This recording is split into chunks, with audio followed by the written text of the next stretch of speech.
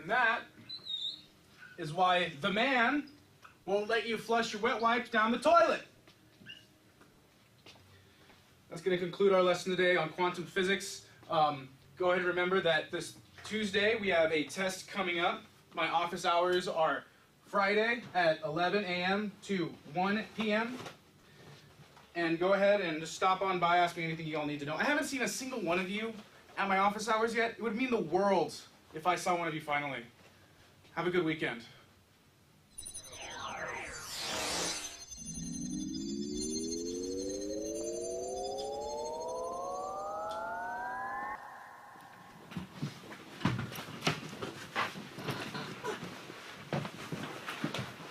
Do you know why he only does that on Thursdays? I don't know, man. I missed syllabus week.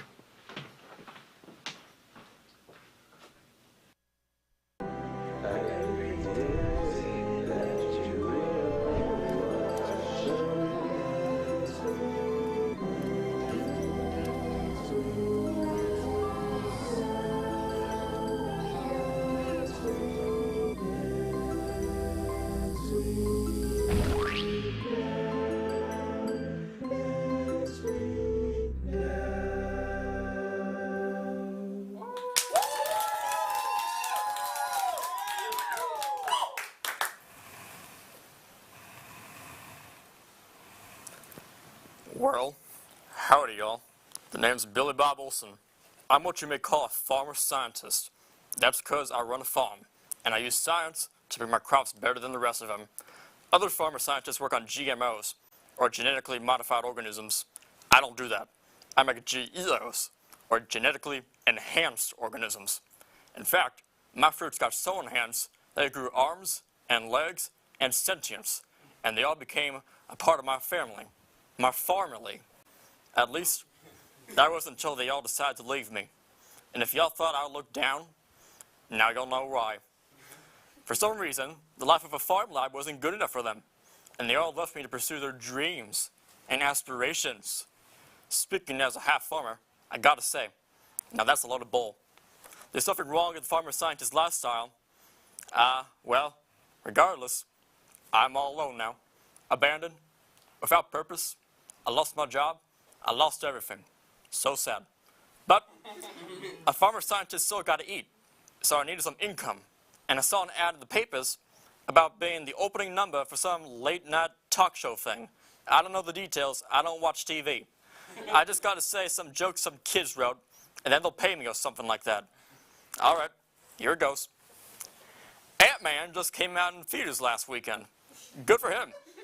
And here I thought all the talk about going out with people's butts was about winning fights. But I guess I was wrong.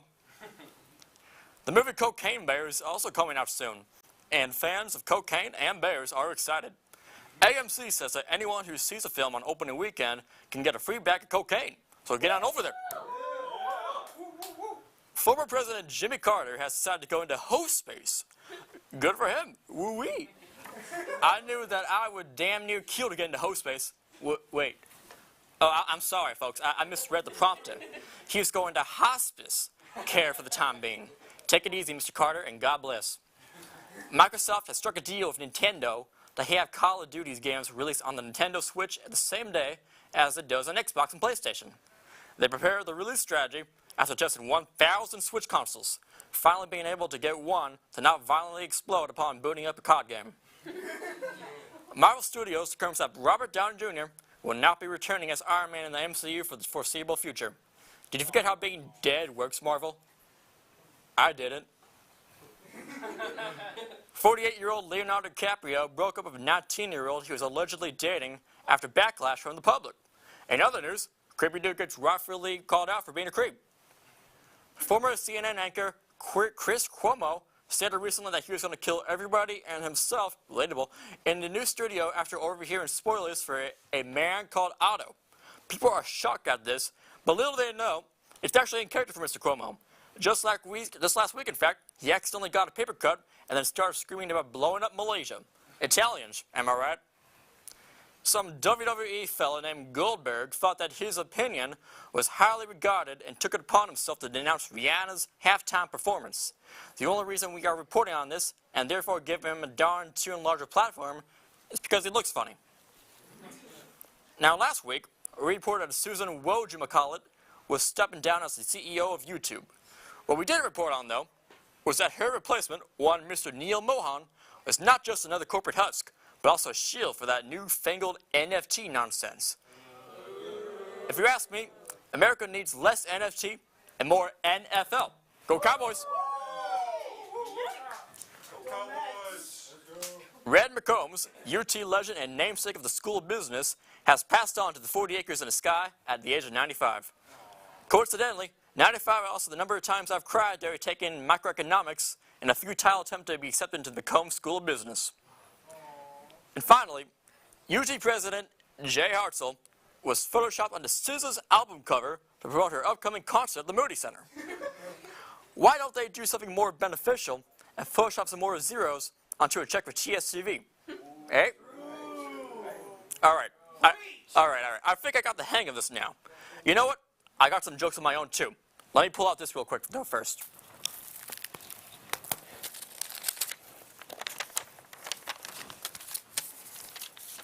You see this? You see this, folks?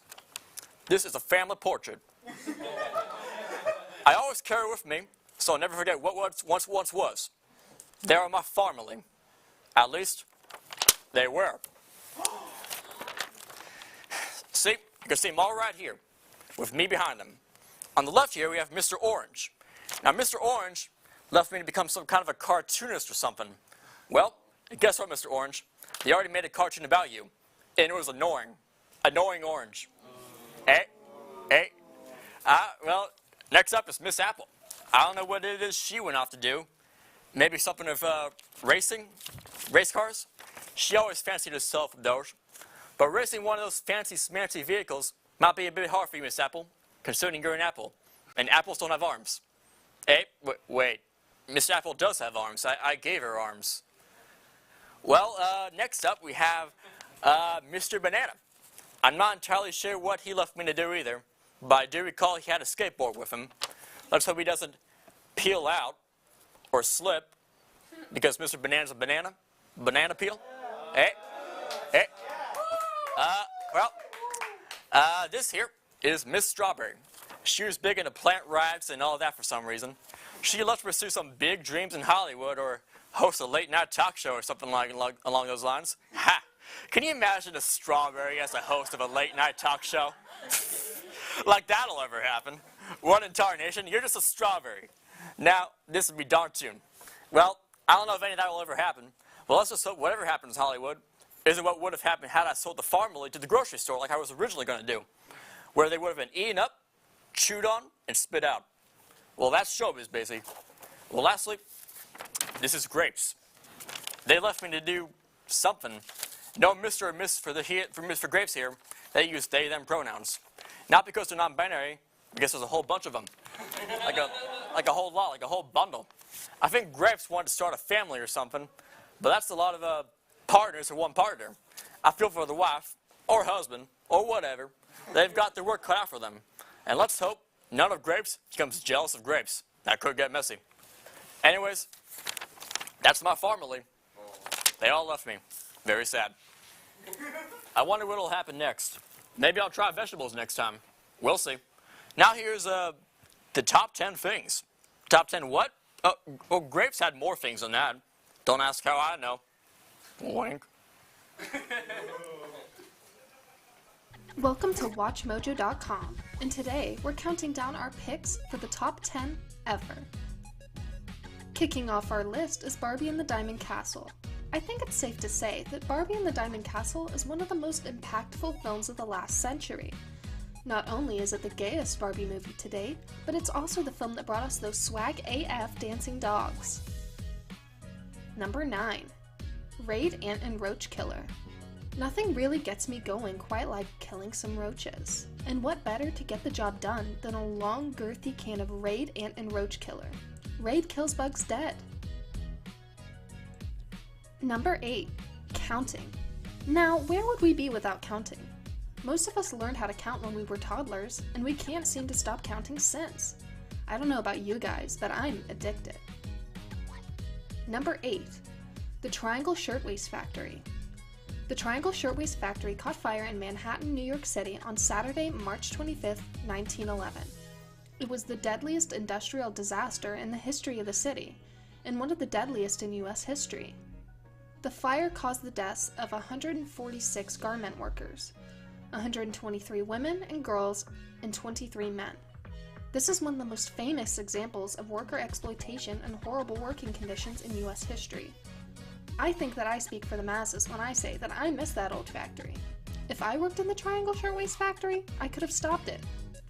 RIP to those factory workers, but I'm built different. Number 7. Punching an old man so hard that he turns into dust. There's no joy quite like hitting an old man, and what could possibly make it better than the satisfaction of watching him literally crumble to the floor in a pile of dust? How many times do we have to teach you this lesson, old man? I love the young people. Number 6. My grandpa. I miss you, Grandpa. I'll always remember watching Deadliest Catch with you, and all of the weird comments you'd make toward Texas Roadhouse waitresses. Love you. Number 5. Balls. Who doesn't love balls? There are all kinds of balls. Golf balls, soccer balls, baseballs. They're perfect. Balls. Number 4. MILFs in my area. There are MILFs in my area? And they want me? Wow. Number 3. The invention of the printing press. Let's ride. Let's ride. Number 2. Snorting the powder of fairy bones to communicate with my ancestors and obtain secret knowledge and abilities not otherwise known to man. There's nothing quite as exciting as snorting mythical creature bones. Maybe our next video will be the ranking of the top 10 creature bones to snort. And promise, fairy bones will make the top of that list. Maybe I'll use it to communicate with my dead grandpa. And number 1, here at Watch Mojo's Top 10 Ever, is the friends that we made along the way.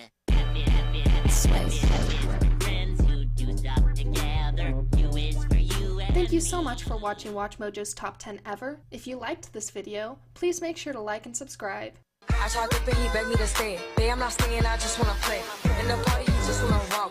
Big boobs in the bus.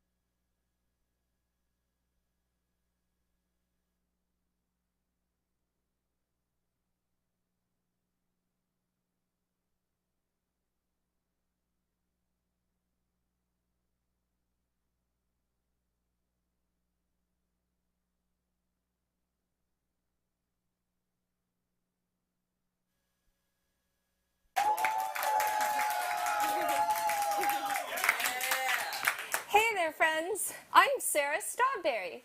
Now, you may be wondering if this is a costume, but it's not.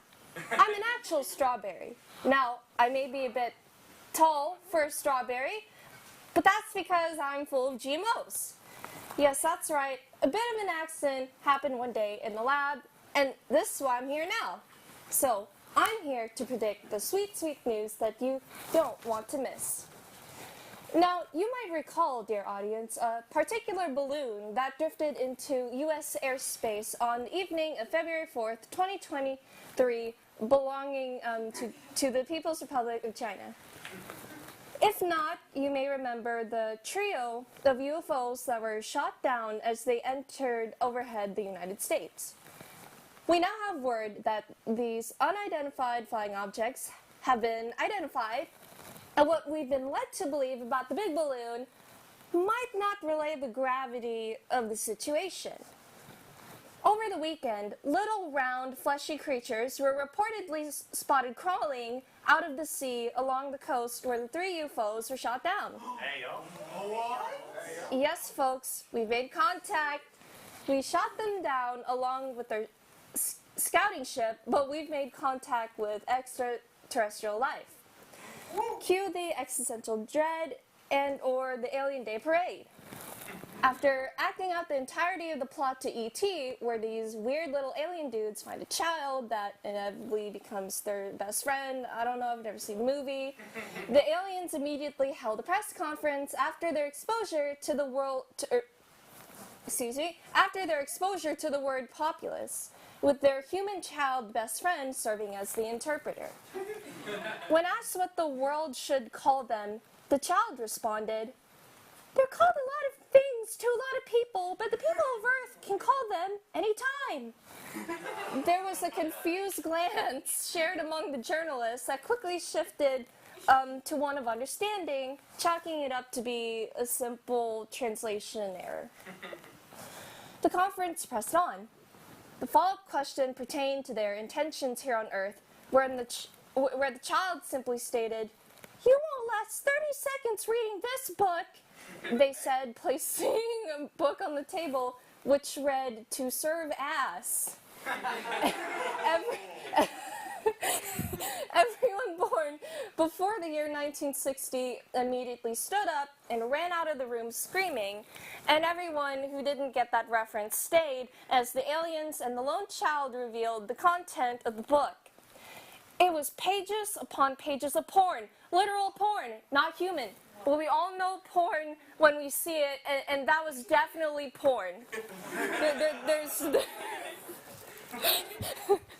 There's no need to avert your eyes, audience. These are simply fleshy creatures with no gender construct, so this is like watching 2 banana slugs go at it. "To serve ass," the child interpreter explained, "is the intergalactic equivalent to ex-hamster." A journalist in the room asked, "You've traveled over 4 light years over the course of millennia to show us a porno ad?" In response, the aliens placed a tentacle no one had seen before just then on the head of their child interpreter, at which time the child's eyes started to glow blue, and stated, "Well, I mean, yeah, according to humankind is used to this kind of thing. Now, this planet has already constructed its own form of computer-based simulated worlds, which we believe to be called virtual reality, which has been used to develop something called 360 POV porn." And they said, "We still don't have that. Now, your kind has also developed artificial intelligence, which was demonstrated to us by our human friend and used to place the likeness of one QT Cinderella on the body of an X-rated film star." Now, they were very taken aback by that, and they're travelers. Now, the aliens claimed porn has always been on the cutting, no pun intended, edge of technology throughout the galaxy. Moreover, the aliens claimed mankind has entered some kind of climax, wherein we've reached the point in our development where we are making discoveries in technology at an exponential rate, which grants us access to the Galactic Federation. Everyone in the room was ecstatic, jumping for joy at the prospect of intermingling with people from beyond the stars and unraveling the truths of the universe. The aliens explained the price of admittance into the Federation was our planet's entire supply of lubricants, ranging from petroleum to water-based to spermicidal. After exchanging the goods, the aliens introduced mankind to the Galactic Federation. A saggy, noodle-like creature wearing a skimpy skirt, a cigarette in hand, an apple red lipstick smeared where a mouth should be. Mankind has just been duped. The Galactic Federation was a harlot all along. The aliens made away with the world's supply of lube. And our inbox is filled with requests to enter other Galactic Federations, if you understand what I mean. Now, spoiler for tonight's next prediction is a lot of people are going to die. Whoa, calm down. Let me explain. You all will be fine. You, an audience, you are all good. You're all fine. Me, not so much. Now, the world has experienced a bit of environmental turmoil as of late. You know, all the wildfires, winter storms, chemical spills, etc. But I'm here to predict something you won't expect. To increase profits, universities across the nation will start to invest in oil. Seeing the success of other colleges' fracking efforts will make them think, oh my god, another way to suck students dry of money? Count me in. Yeah. Not only that, to cut corners for students' dining hall food, schools will start to work towards having GMOs, or genetically modified organisms, in the food. You may be thinking, GMOs? Doesn't that make the food better? Well, you're wrong. You see, one day in a lab, an overworked and underpaid graduate worker made a major mistake when inserting new DNA into the strawberry plants, or fruits. Yes. Soon the strawberries turn into humanoid-like beings that can walk, talk, and flock like humans. Soon, this new group of strawberries gain class consciousness. They're horrified at recent events and have had enough. They assemble and become the silly strawberries. The silly strawberries lobby for environmental protections. They give interviews on TV, but people are appalled that these beings gain consciousness. Even college students are like, what the hey, man? Let me have my GMO food in peace. Damn. However, everything reaches a boiling point when an out-of-context clip gets leaked to Twitter with the strawberries saying, tell the world, we, strawberries of the world, will destroy everything you hold dear and burn it down. Your family will not be safe. Your children, your Starbucks, your McDonald's, we will take it all. However, listen to me, listen. They didn't actually say this. You see, an anonymous alt-right account used that voice AI that, people like to use to make those Joe Biden memes to frame the silly strawberries.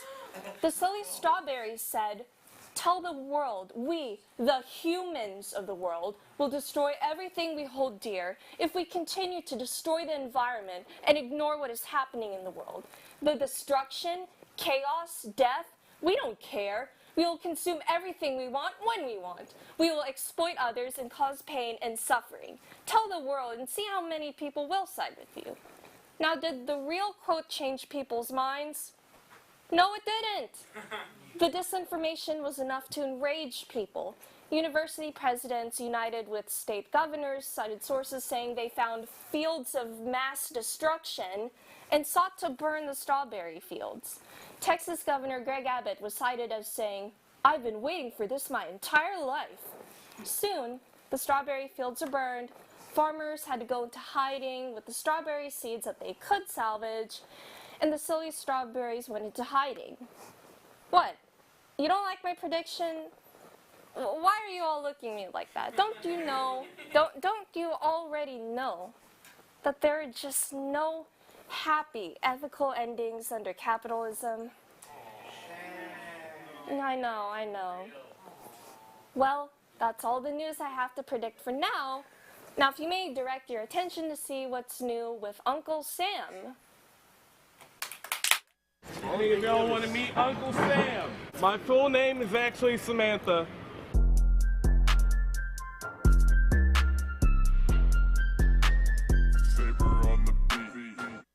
You look are patriotic at all. It's President's Day. What's your favorite president? Abraham Lincoln was a damn good one. That's for sure. My favorite president was O.J. Simpson. Here we have one of my favorite Americans, Malcolm X. I love that guy. I don't know. That's kind of a failure of the school system. I never learned how to read, so not my fault. It's not really a picture. We lied to you to bring you in. Wait, have him do some jumping jacks for me. Just one of you. I'm so confused. What's the point of this? It's President's Day, so this is a special... President's Day, man. Okay, so... Exercise your right to exercise, man. Hey, you do fine. jumping jacks. Bro, he asked you. I'll do 5. You do 5 first. Hey, I asked you to do it. No, but he asked you, come on, stop. You look like a bitch. You know how many people died so I could stand out here and harass y'all? A lot. Are we about to be on TV? Whoa. Are you drunk? No, I'm not. I think I'm sick. I don't have insurance, so I can't go to the doctor. I'm beginning to think America isn't so great. But look at how cool this is. Damn! That's a big gun. All right, America versus Afghanistan. Epic rap battles of history. Go. My name is Uncle Sam, and I'm here to say I'm gonna be American in a major way. My flow is trash. That's unmistakable. Okay, Afghanistan. We grew up in the sun, dressed in like we're brown and green. We're kings. Whoa. Afghanistan. Freedom juice, man. That's true. Freedom juice. If you don't have one freedom juice every 2 minutes, you will die. Y'all want to see the most American thing you've ever seen? Like a penis?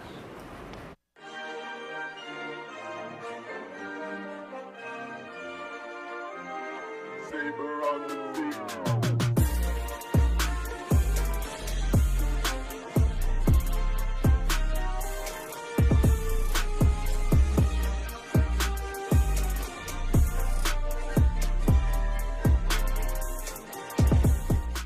How cool was that? If you're a true American, you will come over here. What are y'all, communists?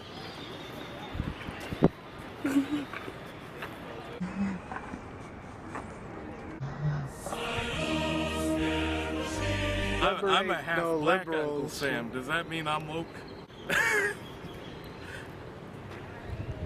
I mean, to the degree you want it to be, right? To each their own. Uncle Sam picture. Let's see if I still know how to use one of these things. Hey, no. Wait. No, we're not. We can't. Not. But America. But not here. Not now. But You're gonna turn it on. this is the only fun part about this. I've been waiting for this all day. It's loaded. You're gonna kill someone. That's a little concerning. This is aimed right at the stadium. I don't feel comfortable with this. You're right, I should get down.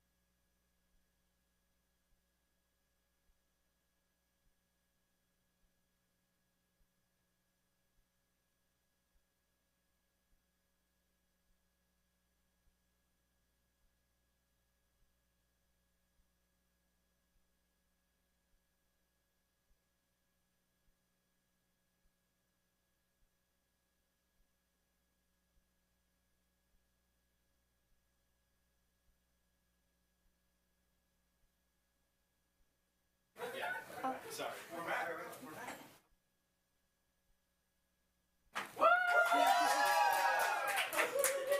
Hello, friends. Welcome back. I'm here to mediate a political debate between two very interesting characters we have in the studio today.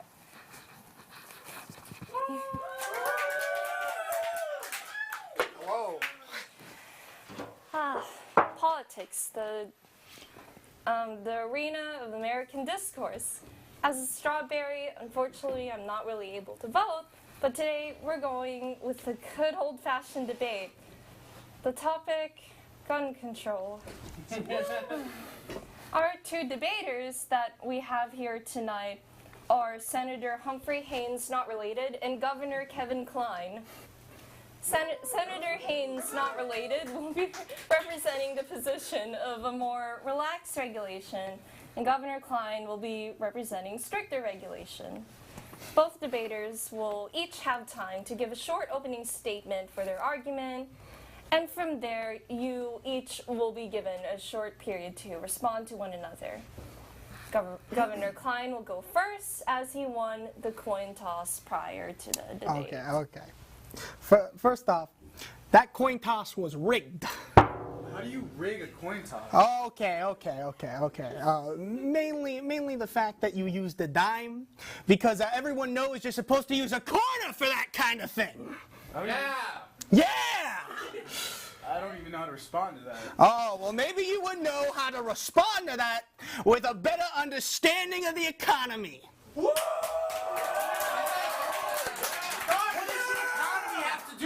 Quarters and dimes, they're money, okay? And quarters are more than dimes. It's pretty simple, huh? Pretty simple concept, Mr. Liberal, sir.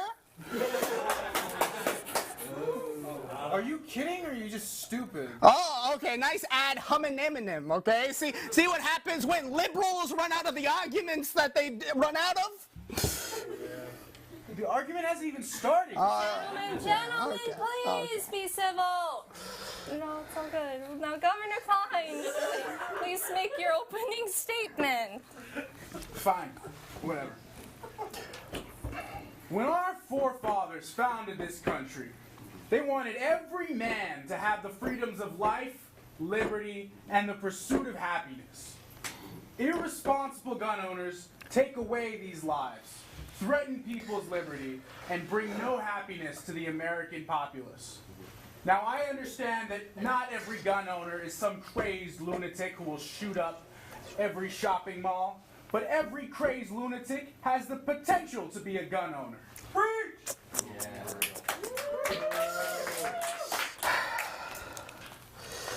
The NRA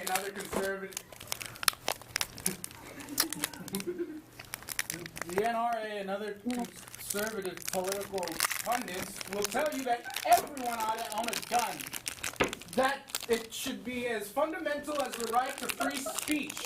But what I will tell you is, do you really have to do that right now? Right here? Oh, sorry. I get to eat lunch earlier. Oh, really?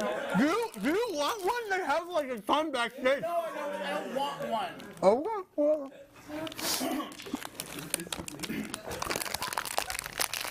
See, now I've lost my train of thought. I don't even remember what I was going to say.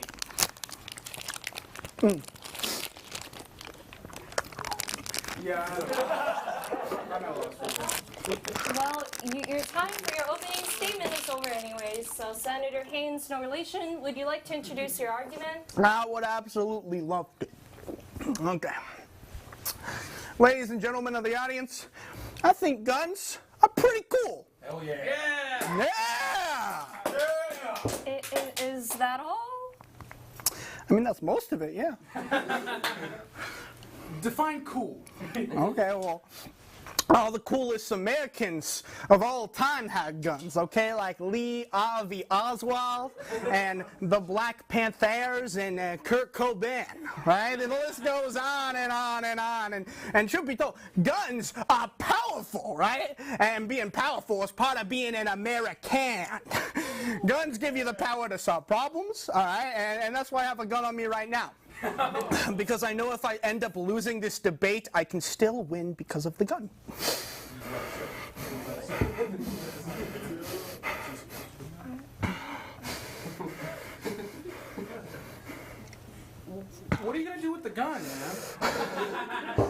Well, you won't have to worry about that if you concede from the debate. Oh, okay.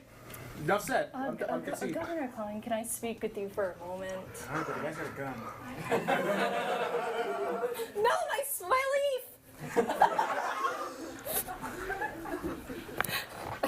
Oh my God. We haven't even gotten past I don't care. I have kids. But we don't know if he actually has a gun. Could be lying. Are you willing to take that chance? Yes. There's a crazy look in his eye. If we give him what he wants, we'll be better off for it. Okay, you're right. We shouldn't risk it. Thank you. Well, Senator Haynes, no relation, you make a compelling argument. I'm glad we could all agree.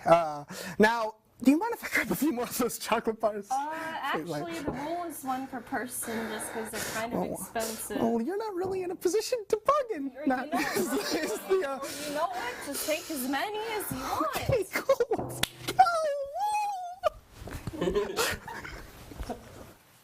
Should I get security while he's distracted? Yeah, you should do that. I'm going to go ahead and wrap it up. Well, folks, that really makes you think about things, doesn't it? Though we all just witnessed what was essentially an armed robbery of candy, I don't know, that was something. Now, on to some very special guests that you may recognize.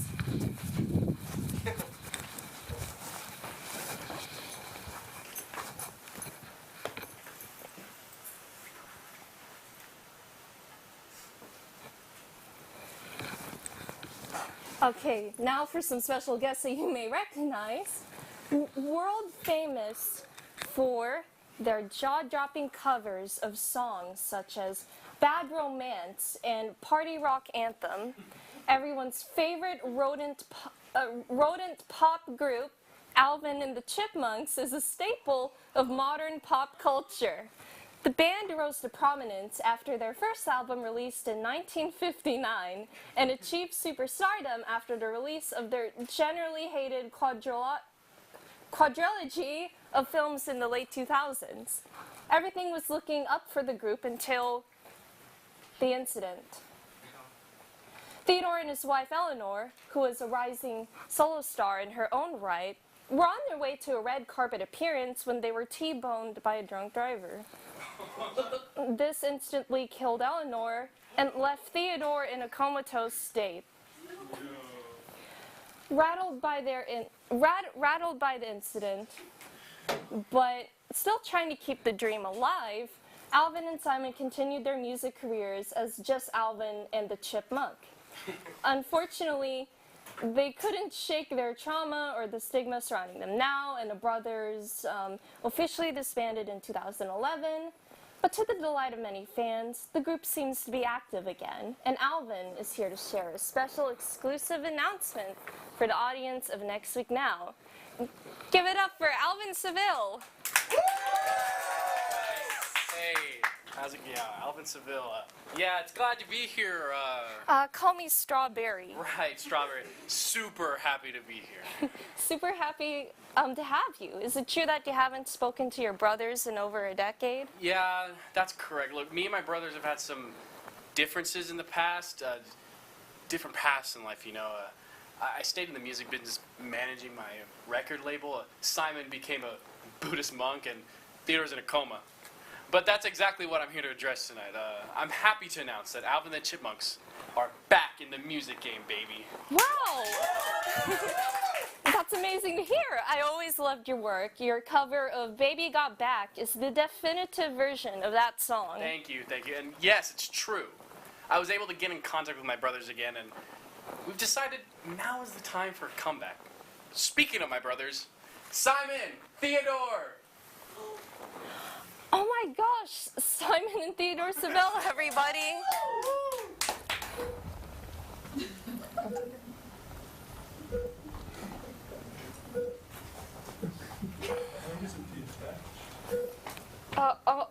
Is Theodore still... Yeah, he's still in a coma, but don't worry, it won't affect the music in any way. He's still the same singer he used to be, surprisingly, and when he's not, well, the heart monitor comes in handy as a metronome. I see. And his estate was fine with this? Yeah, totally. They couldn't wait for us to get him out of that drab hospice, back in the spotlight where he belongs. Right, little bro?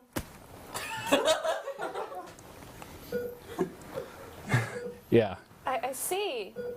Well, Simon, you seem different. What's going on nowadays? Alvin says you're a monk. Well, I had dedicated my life to science up until Theodore's accident. I tried to use it to escape my pain, but I still couldn't find solace. So I turned to something different, Buddhism. And would you say the conversion has helped you work through your grief? Most definitely. I now know that this was always meant to happen, and that for whatever reason, Theodore deserved it. Karmically speaking, of course. Right. So I guess you can say you're a chipmunk? I'm sorry.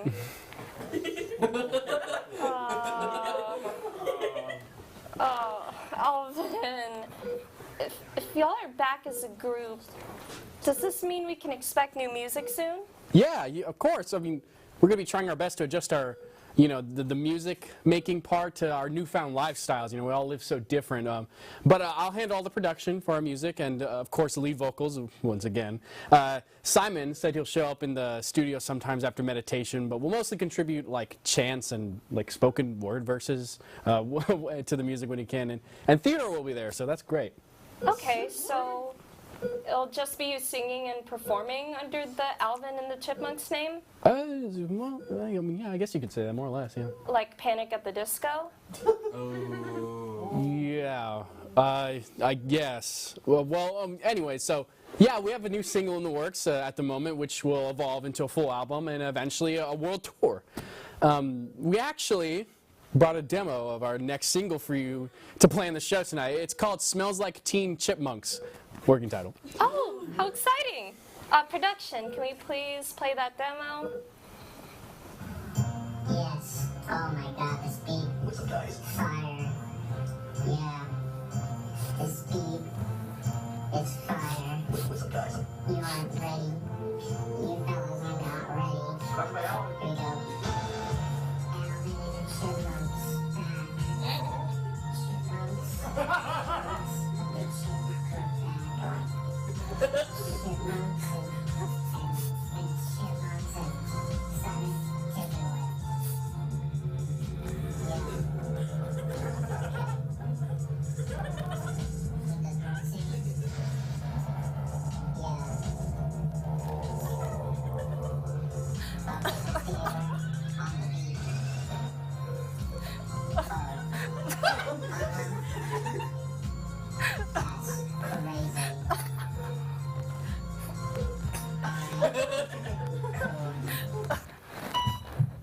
Well, yeah, it's great, right? It's great. Well, I have a few notes.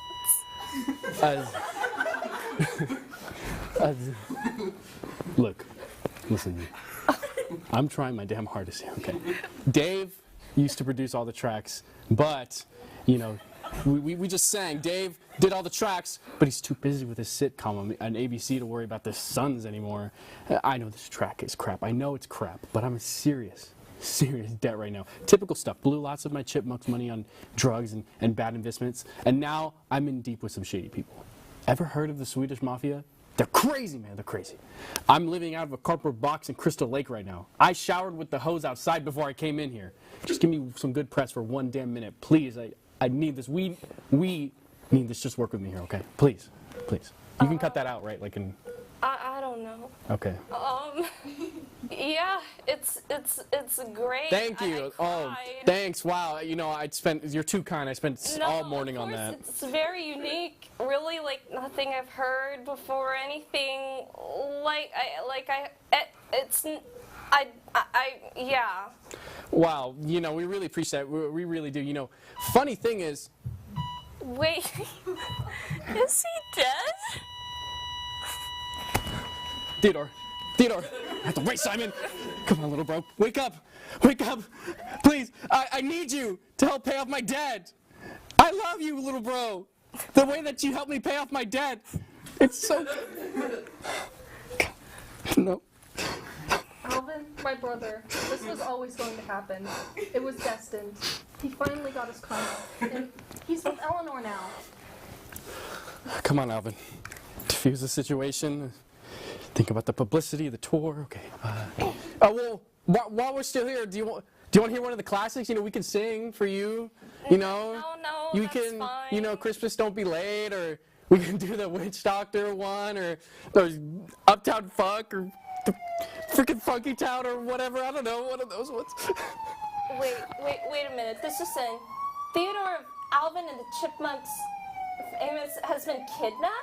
It said he can't survive along from his hospice, and it's urgent that he returns ASAP. He was last seen wearing a green sweater, and wait a minute, Theodore's here, and he's... Thanks for having us, Strawberry. We really need to get going, you know, pump him up with the embalming fluid and all that, but thanks for having us during our new single. Peace.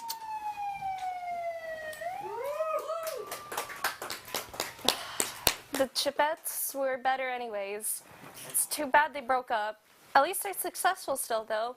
I hear Janet is studying a giant squid in the Antarctic waters these days. Good for her.